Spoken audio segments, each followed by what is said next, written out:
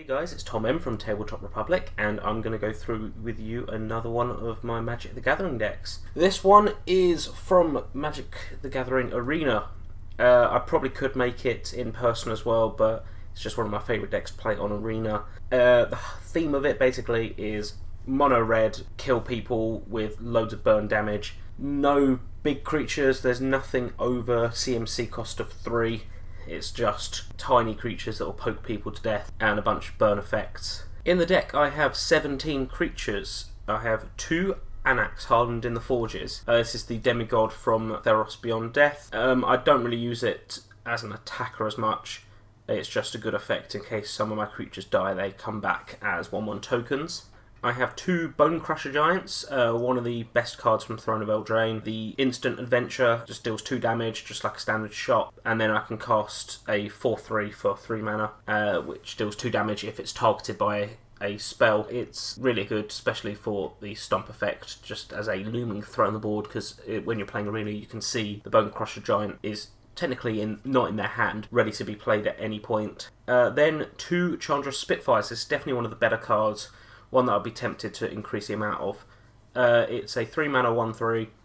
When an opponent is dealt non-combat damage, Chandra Spitfire gets +3/+0 until end of turn. So if I shock them, it becomes a 4/3 flyer. If I shock them twice, it becomes a 7/3 flyer, and so on. This is very much a game winner because they won't be expecting a 1/3. That they're all like, oh, I won't destroy this, I'll get rid of one of the rarer cards, and all of a sudden they've got, a 10 power flyer in their face. Then I've got Fervent Champion. I've got 2 of them. A good 1/1 first strike haste card. Don't really use the equip or knight effect. It's mostly just a 1/1 to deal some early game damage. In this deck I do have also 1 Krenko Ting Street Kingpin. It's a card I don't really play a lot in this deck. He never really shows up. I'll probably replace it with like another Chandra Spitfire eventually, but I've just stuck in there to see how it goes. Basically when he attacks, he gets a 1/1 counter, and then I create a number of Goblin tokens equal to the power. So when he attacks in the first place, I get 2 Goblin tokens, then 3, then 4, and those 1/1 red Goblin tokens help with some of the other effects that appear later in the deck. I've got 2 Legion War Boss. This is one of my favourite cards in this. Basically, at the beginning of combat, on my turn, I get a Goblin that has to attack, and most of the time they die, but it's really good for initiating some attacking effects that I've got. And plus, even if they're not blocked or don't die, I've got more chump blockers or more attackers for next turn. Then I've got 2 Phoenix of Ash, 2/2 Flying Haste for 3 mana. They've got an ability where you can pay 3 mana and they get a bit stronger, and they've got an escape mechanic as well. Really good in case I'm running out of cards and they're in the graveyard. But again, this is one of the ones where no one's really expecting a Phoenix to come out. If I've got like 6 mana spare, play it, it has haste, and then I deal 4 damage to their face straight away. And finally, in terms of creatures, I've got 4 Scorch Spitters. One of the best mono-red cards you can get. Stupidly easy effect where if it attacks, it deals 1 damage extra. So basically it's a 2/1 for 1 mana, but it counts as the non-combat damage to help things such as Chandra's Spitfire gain more power. In terms of land, I have 24 land, 22 of them are mountains, and 2 Dwarven Mines just to get some extra 1/1 tokens on the board.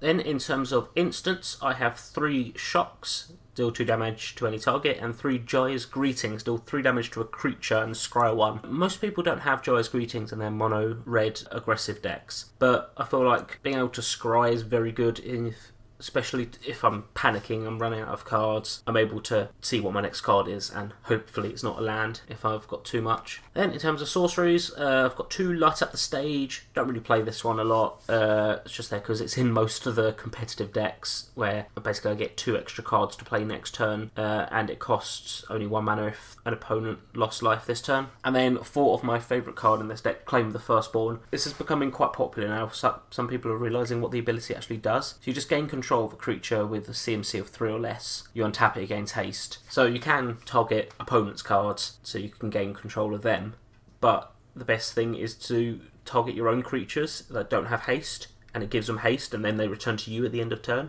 And so things like Scorch Spitter, if it's turn 2, I put a Scorch Spitter out, then claim the firstborn it, and I can do its effects straight away.